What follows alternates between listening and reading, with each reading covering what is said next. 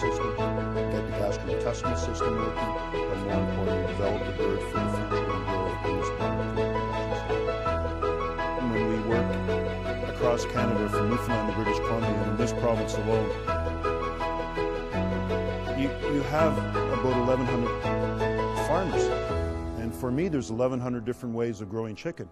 That's why the barn dynamics are absolutely critical. Biosecurity has to be practiced at all levels. We build up the wall of protection through vaccination and nutrition, but we need to also reduce that wave of insult. So we put on our coveralls, put on our gloves, we put on our head net, we put on our boots, because what is in contact with the environment we need to understand that could affect the birds and cause challenges. So biosecurity is critical. When I come into a barn, the really important thing is to look at an integrated approach. You just don't want to inspect. You have to have that auditing kind of attitude. Write down what you do, write down. We have to evaluate, and I like to use the acronym FLAWS, food, lighting, air, water, space, and sanitation, because no barn is the same. Different feed, different lighting, different litter, shavings, chopped straw, barley, wheat, long straw.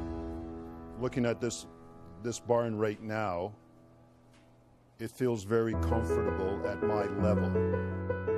When I look at the parameters here, the first and foremost is the feed. What we like to see is at least 50 to 70% of the brooding space covered with paper. That paper then provides a little bit of insulation from the straw to the chick, but also the medium or the foundation for the feed. We want at least 40 to 50 grams of feed dispersed on the paper per chick. These feed pans are in the litter. They've also a spillover, so we have to allocate the feed in the pan, which becomes a satellite feeder, as well as the feed on the paper to get to that 40 to 50 grams per chick. That's critical. Now looking at the quality of the feed, this looks like a crumb, and crumb texture becomes important. So for starting chicks, you want consistency. Science and research has proved that chicks like a size between 2 mm and 3 mm. And these pans are shallow, which is good, but more feed here in the center row would be conducive to possibly more crop fill. When I look at the lighting is at least 10 feet above, but the intensity from these LED lights is very bright. It's a new barn, we got some reflection, and when we start chicks, we have to have a bright light, good intensity.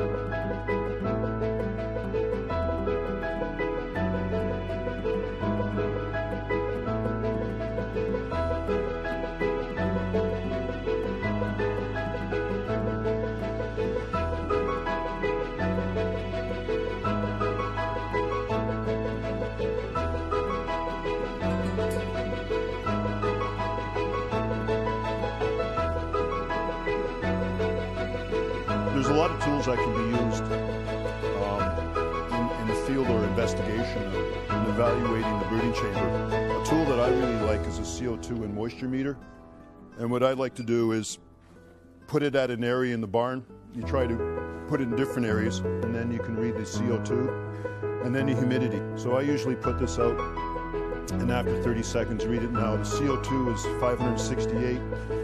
And we know that humidity in this barn would be low, and it's 22%. CO2 is perfect, so they might apply their misters on the non-brooding side and try to generate some opportunity for moisture.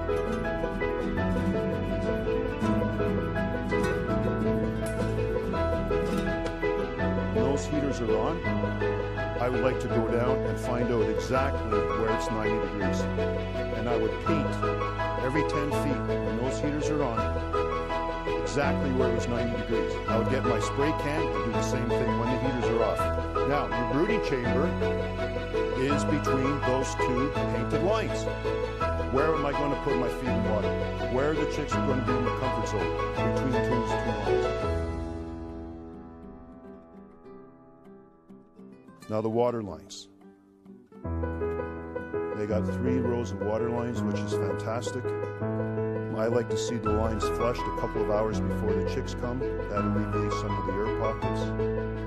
And then I'd like to activate all the nipples with a broom so that there's a droplet of water from each nipple. You can run a broom down here, just like this, and you can activate these water lines. That droplet from the nipple has to reflect from the light. Chicks are very curious. At eye level, they will see that glistening drop and run over and start picking at it. You see that droplet which the chick perceives and drinks it. Now what's really important is the height of the water line. Those nipples have to be at eye height to the chin. The chicks are hatched in the hatchery. There they have certain temperatures and humidity. Those are conducive for quality chicks. The chicks then are sorted, put on a truck, and brought to the barn. The barn somewhat has to mimic the hatchery environment. A chicken is like a cold-blooded animal for the first 4 to 5 days. It cannot thermoregulate. The environment, the brooding chamber, becomes critical. What we need to do is create that brooding chamber for the health and welfare of the chicken.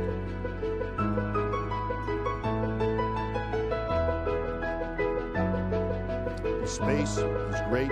This is spot brooding. We have 3 water lines. We have 2 feed lines.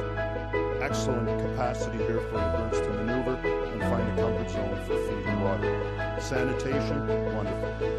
So barn preparation, we have to remember, we are the mother hen. We have to create that brooding chamber that is conducive with heat, humidity, lighting, etc. for that chick to what? Get to feed and water. Brooding to me is a full-time process. We can't just put the birds down and run away. We need to come back every 2 hours to readjust our equipment. When these chicks arrive after 2 hours, we should have 25% eating, 25% drinking, 25% resting, 25% playing.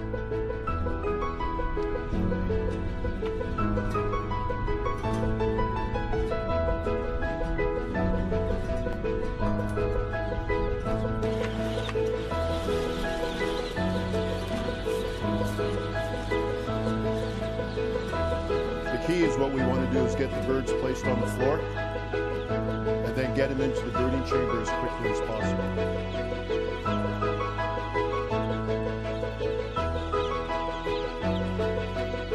So handle with tender loving care. So when the chicks come off the truck, just take the box, take a few chicks, and take their chick tent. So the tents that we like to see are more or less 103 to 105. And